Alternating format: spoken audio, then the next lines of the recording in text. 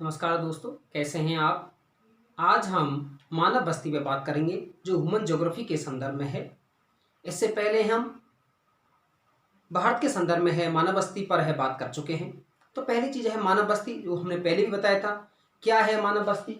आपका मानव बस्ती human settlement या मानव अधिवास एक ही चीज़ है आपका।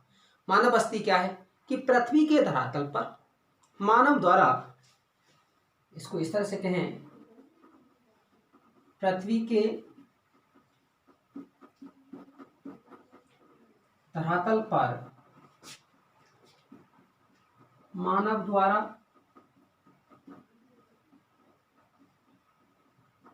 निर्मित एवं विकसित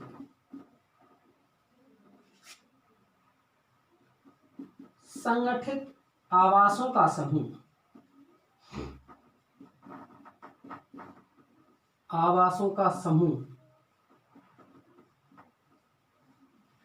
मानव बस्ती कहलाती है। अर्थात पृथ्वी के धरातल पर मानव द्वारा निर्मित एवं विकसित संगठित आवासों का समूह है, वो हमारा बस्ती कहलाती है। बिलास की परिभाषा, जैसे बिलास, विडाल डिला बिलास, जो कि फ्रांसीसी विद्वान थे, उन्होंने कहा कि मानव द्वारा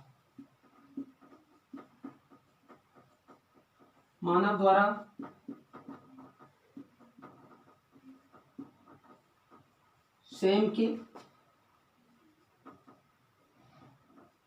उपयोग, अर्थात मानव द्वारा स्वयं के आवास के उपयोग, या हम इसको कह लें आपका आवास का उपयोग, आवास के उपयोग व संपत्ति रखने के लिए बनाई गई संरचना ही मानव बस्ती कहलाती है। अब दूसरी चीज आती है कि बस्ती दो प्रकार की होती हैं, ग्रामीण बस्ती और नगरीय बस्ती। हमने पहले भी बात कर चुके हैं, ज़्यादा हम डिस्कस नहीं करेंगे उस पर।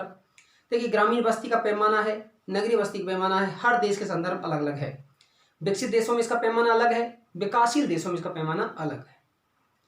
जैसे हम जनसंख्या को आधार मानते हैं नगरीय बस्ती के संदर्भ में, आप देखेंगे भारत के बहुत सारे ऐसे नगर हैं जिनकी जनसंख्या इतनी है जिससे ना कि आपके विकसित देशों की जनसंख्या, तो वहाँ पैमाना है वो आपका अलग हो जाता है।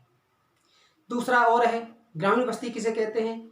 वह बस्ती जो कि ग्रामीण परिवेश से जुड़ी होती है तथा वहाँ अधिकांश जनसंख्या है प्राथमिक कार्यों में लगी हुई होती है, जिनका घनत्व है कम होता है, सामाजिक संबंध सुदृढ़ पाया जाता है, ग्रामीण बस्ती कहलाती है। ग्रामीण बस्ती में कौन कौन से कार्य किए जाते हैं? जैसे आप पशुपालन है, कृषि है, खेती और मजदूर है आपका, आखेट है, भोजन संग्रहण है आपका, फूड गैदरिंग है, मत्स्य पालन है, फॉरेस्ट्री है, वन आपका वन रोपण है। इस तरह की जो गतिविधियां हैं वो किस में आएंगी? हमारा ग्रामीण बस्ती में।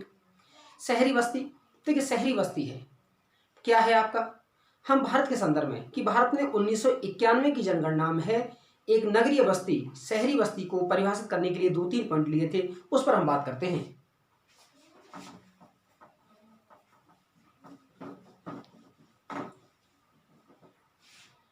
भारत ने 1991 की जनगणना में पहला लिया आपका कि वह कोई क्षेत्र जिसकी जनसंख्या है 5,000 या उससे अधिक हो, पहली कंडीशन। दूसरा है कि वहां का जनसंख्या घनत्व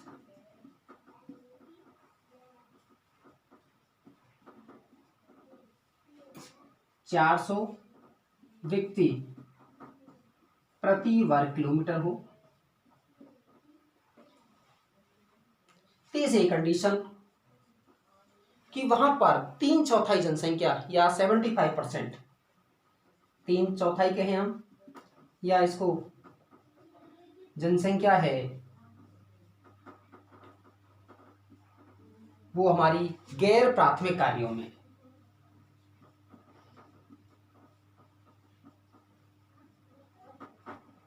गैर प्राथमिक कार्यों में,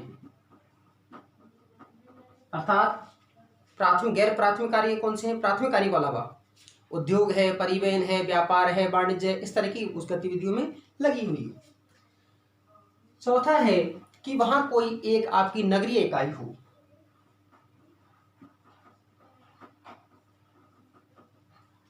नगरीय इकाई का मतलब है आपका, कहे तो आपका वहां म्युनिसिपैलिटी हो अर्थात नगर पालिका,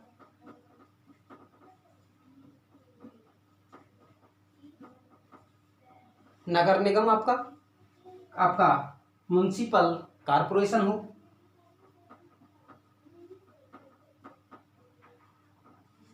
नेक्स्ट है कोई छावनी बोर्ड अर्थात कैंटोनमेंट बोर्ड हो, छावनी परिषद हो, या सरकार के द्वारा नोटिफाइड एरिया अर्थात अधिसूचित क्षेत्र,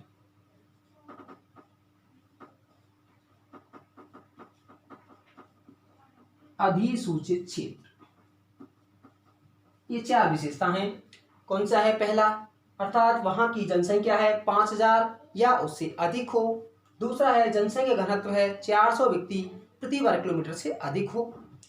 तीसरा है वहां की 75% जनसंख्या, 75% जनसंख्या या 3/4 जनसंख्या है गैर प्राथमिक कार्यों में लगी हुई हो। नेक्स्ट है नगरीय इकाई जैसे नगर पालिका, नगर निगम, छावनी परिषद या अधिसूचित क्षेत्र हो, तभी उसे हम क्या कहेंगे? आपका नगरीय इकाई। अब दूसरा हम उसी के संदर्भ बता रहे हैं ग्रामीण और नगरीय क्षेत्रों में। जैसे विश्व के विकसित देशों में देखते हैं अधिकांश जनसंख्या है ग्रामीण क्षेत्रों में रहती है, लेकिन नगरीय क्षेत्रों में रोजगार के लिए है वो जाती है।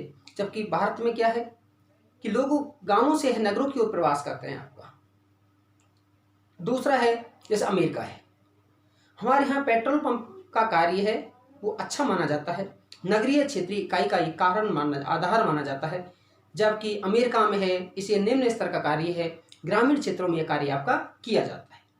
तो अलग अलग विकसित और विकासशील देशों के संदर्भ में है, इनकी विशेषताएं आपकी अलग अलग होती है। फिर दूसरी चीज आती है कि जो मानव बस्तियां हैं या हमारी जो अधिवास हैं, मानव बस्तियों को आप ये सभ्यता और संस्कृति की कि आपकी उससे पता लगता है कि मानव बस्ती किस तरह की है, हमारी सभ्यता और संस्कृति का आधार है, इनकी क्या क्या विशेषता होती है।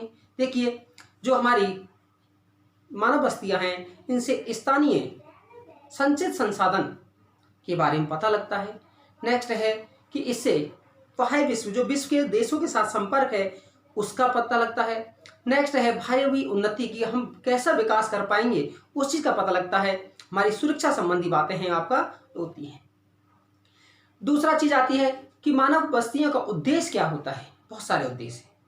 क्या क्या उद्देश्य होते हैं?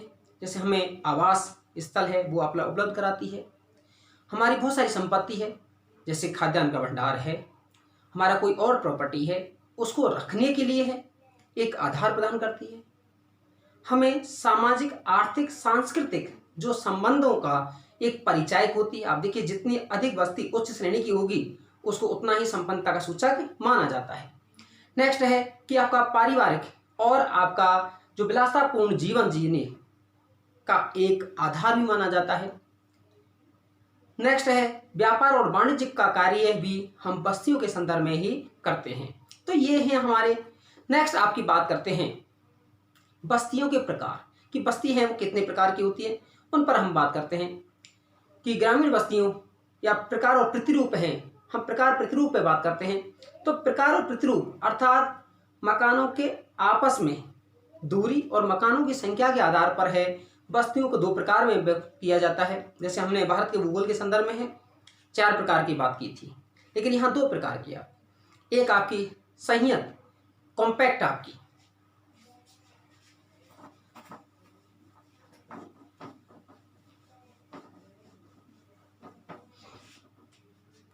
बस्तियों के प्रतिरूप में पहला है आपका संयत अर्थात जिसे कहते हैं हम कॉम्पैक्ट बस्ती। अर्थात जब मकानों के बीच की दूरी है, पास पास अगर मकान है वो सटे हुए होते हैं उसे हम संयत बस्ती कहते हैं। और दूसरी है आपकी प्रकीर्ण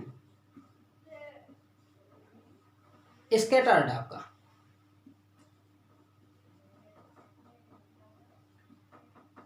स्कैटर्ड। विकीर्ण बस्ती है, जब मकानों के बीच की दूरी है वो आपकी अधिक होती है, उसे हम स्कैटर्ड आपकी बस्ती है आपकी कहते हैं, बिखरी हुई बस्ती कहते हैं। अर्थात लोग हैं अपने अपने खेतों पर है, बस्तियां हैं वो आपका बसा लेते हैं। उसके बाद हम बात करते हैं, नेक्स्ट आता है आपका ग्रामीण बस्ती, रूरल सेटलमेंट।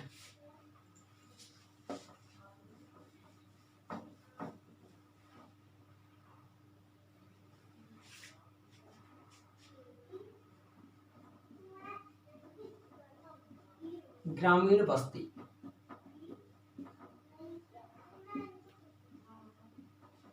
Rural settlement.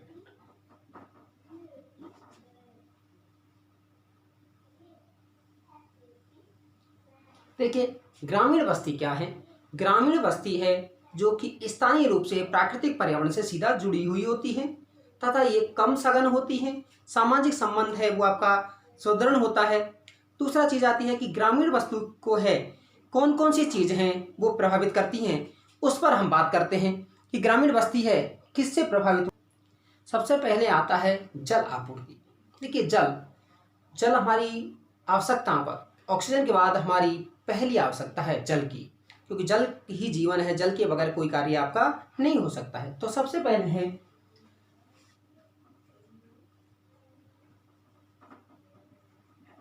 जल आपूर्ति।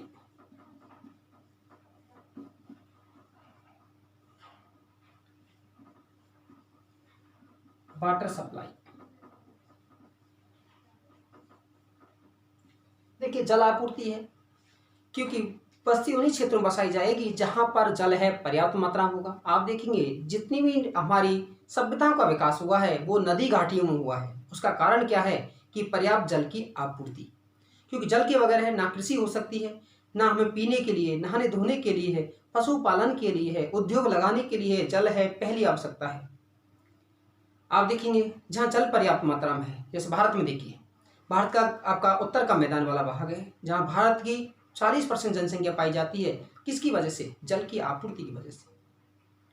दूसरा उसका रीजन है ये जो तटीय क्षेत्र हैं वहाँ भी आपका, जहाँ पर डेल्टाई क्षेत्र हैं वहाँ भी आपका, खासकर विकासशील देशों में है।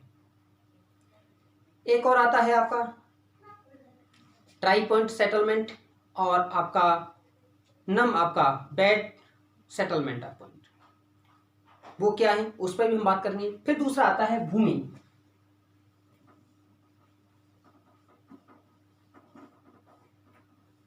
देखिए लैंड, ये भी आपको प्रभावित करता है, जैसे कि पर्वतीय वाले भाग, मैदानी भाग, पठारी वाले भाग। लेकिन हम इसको संदर्भ में दूसरा ले लें कि उर्वरता के आधार पर, फर्टिलिटी के आधार पर जो उपजाऊ हुआ होगा वहां पर बस्तियां हैं अधिक बसाई जाएंगी। जो उर्वर कम होगा, जैसे नदी घाटियों का क्षेत्र, उपजाऊ भूभाग है वहां पर बस्तियां हैं वो आपकी अधिक बसाई गई। फिर है उच्च भूमि के क्षेत्र, उच्च भूमि के क्षेत्र, अपलैंड। देखिए जहां पर वर्षा अधिक होती है, निचला वाला भाग है, जब मक्खी मच्छर अधिक होते हैं तो वहां ऊंचे वाले भाग में, खासकर नदी के डेल्टाई क्षेत्र हैं वहां पर है, उनके बाढ़ के क्षेत्रों के ऊपरी वाले भागों में है लोग बस्ती बसा करके रहते हैं, जिससे कीड़े मकोड़ों का, अच्छा मक्खी मच्छरों का प्रकोप है वहां पर कम हो। यहाँ पर दो बिंदु आते हैं आपका, एक आता है शुष्क बिंदु। शुष्क बिंदु कि जहाँ निम्न वाले भाग में जहाँ जल की मात्रा कम होती है वहां पर बसाई गई बस्ती है, उसे शुष्क भूमि ड्राई पॉइंट सेटलमेंट कहा जाता है। तथा जहाँ शुष्क वाले भाग में कहीं पर जहाँ जल मिल जाता है उस वाले भाग पर बसाई गई बस्ती को है वो उसे आपका बेड सेटलमेंट पॉइंट कहा जाता है।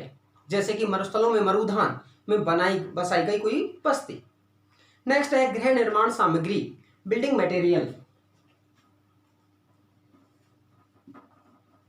गृह निर्माण सामग्री, बिल्डिंग मटेरियल। देखिए जिन क्षेत्रों में जिस तरह की सामग्री मिलती है, आप देखेंगे जहां मरुस्थलीय वाले भाग है जहाँ घास फूस अधिक मिलता है वहाँ उन्हीं की उपयोग किया जाता है। पर्वतीय वाले भाग हैं वहाँ पत्थरों का यूज मकानों में किया जाता है। जहाँ मैदानी वाले भाग हैं वहाँ आपका ईंटों का यूज किया जाता है। पर्वतीय वाले भाग जहाँ लकड़ी का अधिक मिलती है वहाँ लकड़ी का यूज अधिक किया जाता है। आप देखेंगे जैसे रानीखेत है, शिमला है, वहाँ पर है छतों में भी आपका लकड़ी का यूज है आपका किया जाता है। तो वो आपका डिपेंड करता है कि वहाँ पर जो गृह निर्माण सामग्री है वो किस तरह की उपलब्ध है। नेक्स्ट है सुरक्षा।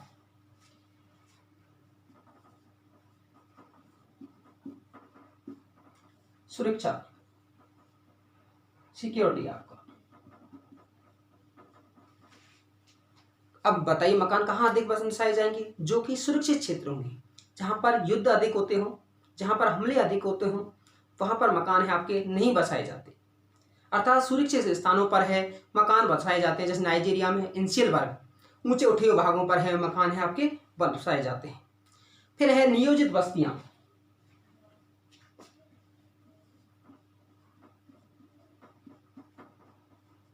नियोजित बस्तियां, प्लान्ड सेटलमेंट।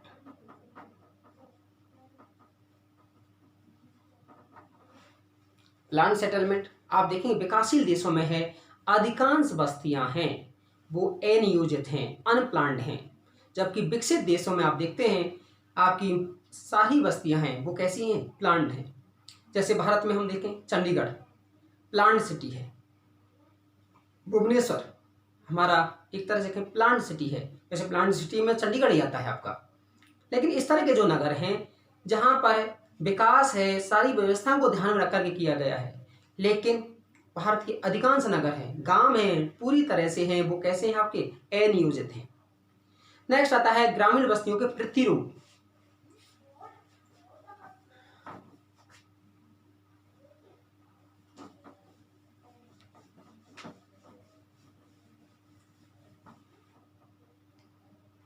ग्रामीण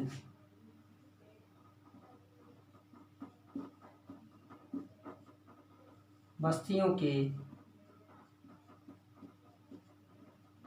प्रतिरूप। Pattern of rural settlement. अब पैटर्न ऑफ रूरल सेटलमेंट क्या है, प्रतिरूप क्या है? देखिए आदिवासियों के बसाव और उनकी प्रकृति के आधार पर है। हमारा जिस तरह का जो आपका आवास है या हम उसको के अधिवास है जिस तरह का दिखाई देता है उसी के आधार पर उसका नामकरण किया गया है। और उसके भी 3 आधार हैं आपके। आपका पहला है विन्यास के आधार पर, on the basis of the आपका फॉर्मिंग के आधार पर या आपका सेटिंग के आधार पर। पहला है विन्यास के आधार,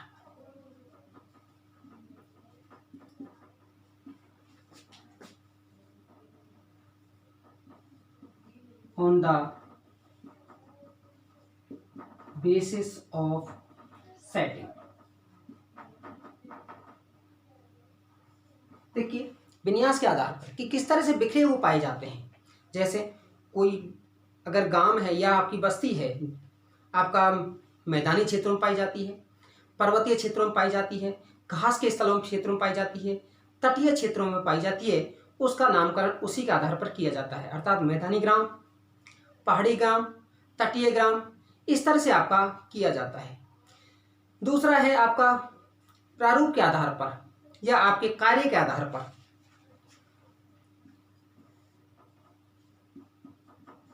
कार्य के आधार पर, on the basis of the function आपका या फॉर्म, आपके फॉर्म के आधार पर।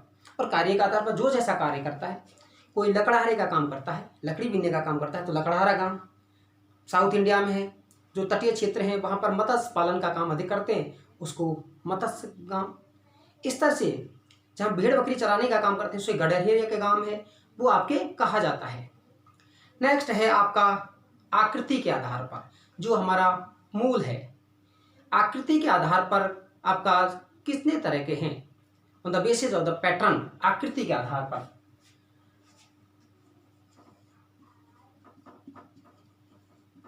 आकृति के आधार पर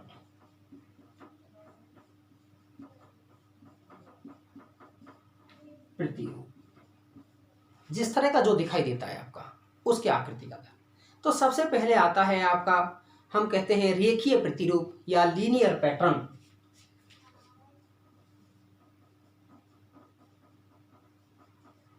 रेखीय प्रतिरूप, लीनियर पैटर्न। देखिए रेखीय प्रतिरूप ये कहाँ पाया जाएगा? जैसे कोई ये आपका कोई रोड है या कोई आपकी ये रिवर है, इसके आसपास जैसे यहाँ मकानों का व्यवस्था हो जाता है,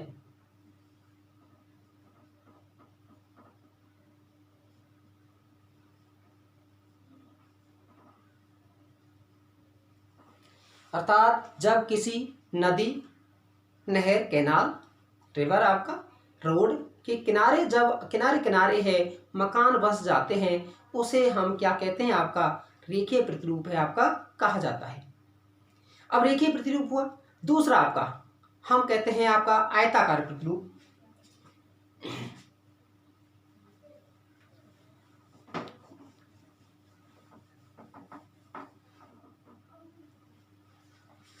दूसरा है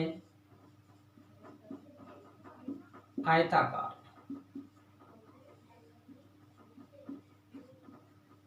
प्रतिरूप।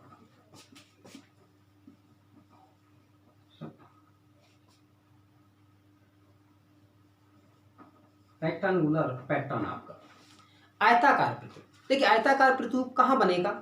जहां आपके जो दो सड़कें हैं आपस में क्रॉस चेक करती हैं, इस तरह से यहां भी आपके मकान बन जाते हैं, यहां भी आपके मकान बन जाते हैं।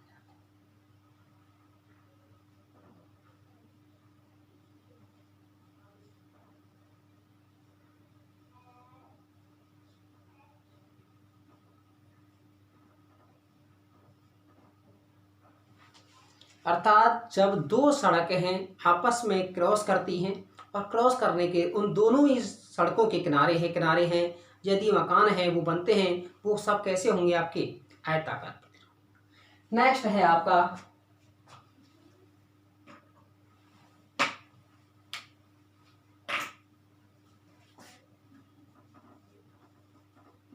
वृत्ताकार।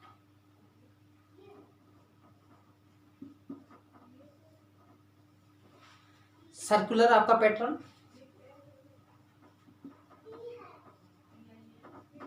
देखिए सर्कुलर कब बने? जैसे मान लीजिए किसी ग्रामीण क्षेत्र के मध्य वाले भाग में पहले कोई चौपाल हुआ करती थी, उसके चारों ओर मकान बस जाते थे, या पहले पशुओं को पालने के लिए बाड़े बनाए जाते तो गांवों के अंदर कि कहीं से कोई चोरी है वो ना हो सके, उसके चारों ओर मकान बनाए जाते, या किसी तालाब या झील के चारों ओर, अर्थात इस झील या तालाब के और यहाँ चारों ओर हैं मकान हैं आपके बस जाते हैं,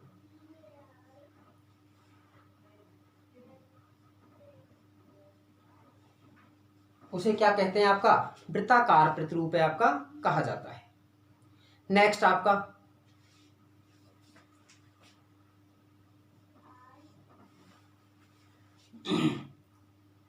बाह्य आकार का प्रतिरूप। बाह्य आकार का है वह टी आकार का। देखिए बाई और टी आकार के कब बनेंगे? जब मान लीजिए कोई एक मुख्य रोड और उसमें आकर के कोई दूसरा रोड है मिल जाता है और इनके आसपास जो मकान बनते हैं उसे क्या कहेंगे? आपका बाह्य आकार का प्रतिरूप।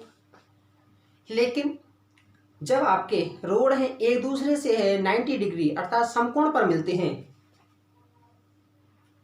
और यहां आपके विकसित होने वाले मकान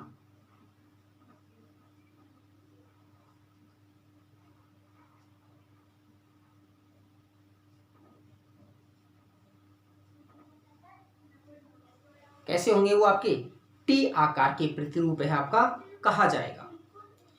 नेक्स्ट है आपका तारे के आकार का स्टार पैटर्न आपका।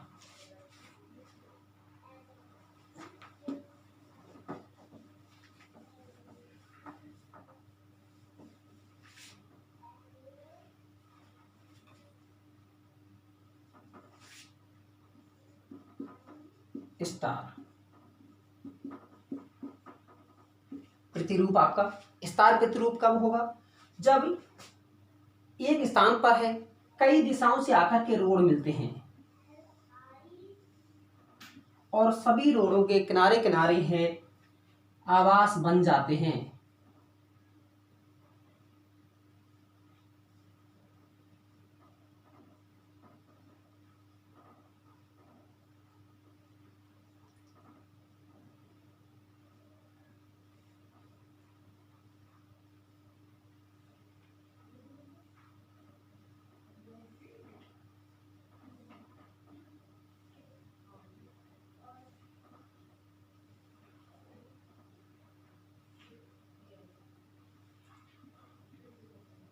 उसे क्या कहेंगे आपका?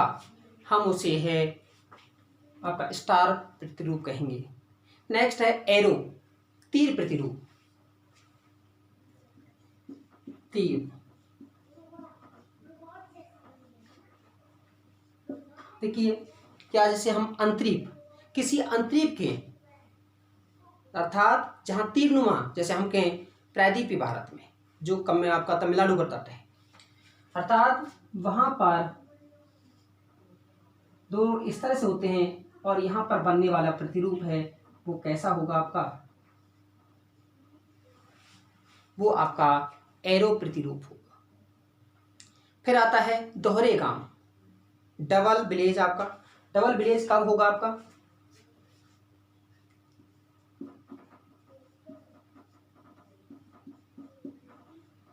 दोहरे गांव, डबल विलेज।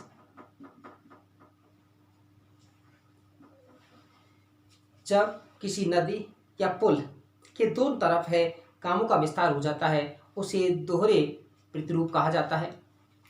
नेक्स्ट है आपका, इसी में हम आपका कई प्रकार के आपका लिए जा सकते हैं, जैसे कि पंखाकार, आपका फैन पैटर्न, आपका पंखा प्रतिरूप। देखिए पंखा प्रतिरूप कैसे बनेगा? पहले अर्य प्रतिरूप होगा, शुरू में है मग, लेकिन बाद में क्या होता है कि यहां से चारों दिशा को अलग अलग रोड हैं निकल जाते हैं और इनके किनारे किनारे पर है मकान बन जाते हैं।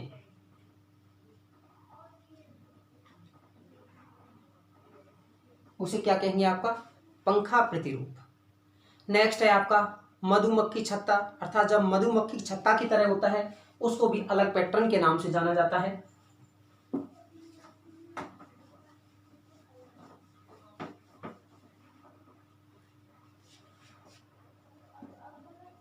मधुमक्खी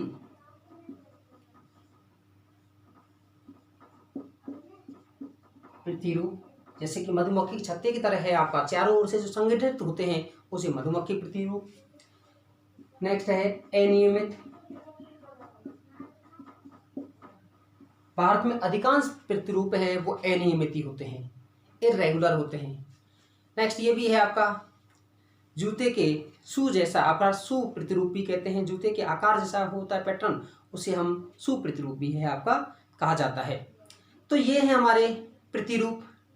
उसके बाद है नेक्स्ट वीडियो में बात करेंगे आपको कितना कैसा समझ में आ रहा है, कितना आया है, आप मुझे बताइएगा, कमेंट बॉक्स में है। आप ज़्यादा से ज़्यादा लाइक, शेयर और सब्सक्राइब कीजिएगा। और साथ ही साथ है यदि आपको कोई सुझाव है तो मुझे ज़रूर बताइएगा।